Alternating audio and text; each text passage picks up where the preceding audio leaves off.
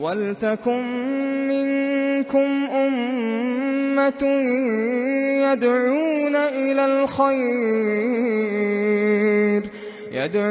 إِلَى الْخَيْرِ وَيَأْمُرُونَ بِالْمَعْرُوفِ وَيَنْهَوْنَ عَنِ الْمُنكَرِ وَأُولَئِكَ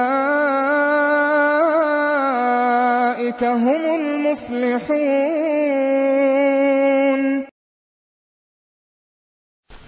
دین کے اندر عمل کی خواہش کیسے پیدا کرے؟ دیکھیے، عمل کی رغبت کیسے پیدا ہوگی؟ جب عمل کی قیمت معلوم ہوگی۔ پیسے کی رغبت کے لیے کوئی کورس کرنا پڑتا ہے؟ نہیں، ہر ایک کو معلوم ہے پیسہ۔ آپ بتائیے کوئی ہے دنیا میں ایسا کورس کرنے والا پیسے کی اہمیت سمجھانے کے لیے کورس؟ ہر ایک کو معلوم ہے کہ پیسہ نہیں ہوگا چیزیں خرید نہیں سکتے ہیں، دنیا میں عزت نہیں ملتی ہے، وغیرہ وغیرہ وغیرہ۔ پیسہ برابر آدمی دوڑتا ہے، بغیر اذان کے جاب پہ جاتا ہے کہ نہیں؟ خود الارم لگا کے جاتا ہے، اس کی کوئی اذان نہیں ہوتی جاب پہ جانے کی، لیکن برابر صبح سویرے آپ دیکھیے بمبئی میں ادھر ادھر ٹرینیں بھر بھر کے لوگ جاتے ہیں۔ کیسے جا رہے ہیں؟ کوئی اذان ہو رہی، لیکن مسجد میں اذان ہو رہی 5 ٹائم، اور پہلے تو لاؤڈ سپیکر نہیں تھا، اب لاؤڈ سپیکر بھی ہوتا ہے، لیکن آدمی سن کے اس کروٹ سے اس کروٹ ہو جاتا ہے، بس اتنا ہی فرق پڑتا ہے اذان کا۔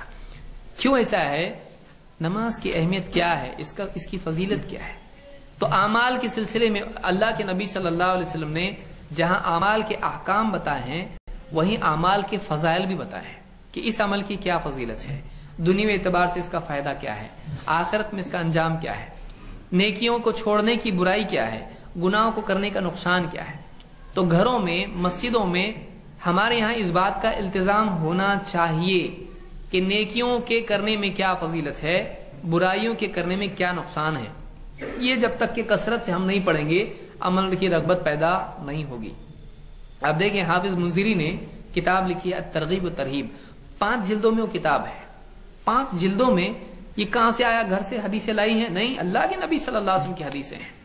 یعنی معلوم ہوا کہ اللہ کے رسول صلی اللہ علیہ وسلم اعمال کی فضیلت اتنی زیادہ بیان کرتے تھے۔ کیوں؟ تاکہ لوگوں میں عمل کا جذبہ پیدا ہو۔ تو عمل کی رغبت کیسے پیدا ہوگی؟ جب عمل کی اہمیت معلوم پڑے گی، عمل کا فائدہ دنیا اور آخرت کے اعتبار سے معلوم پڑے گا۔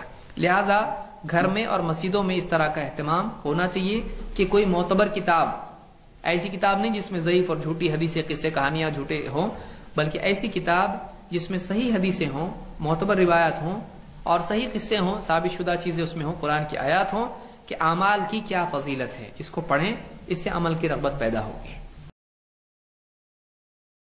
سبحان اللہ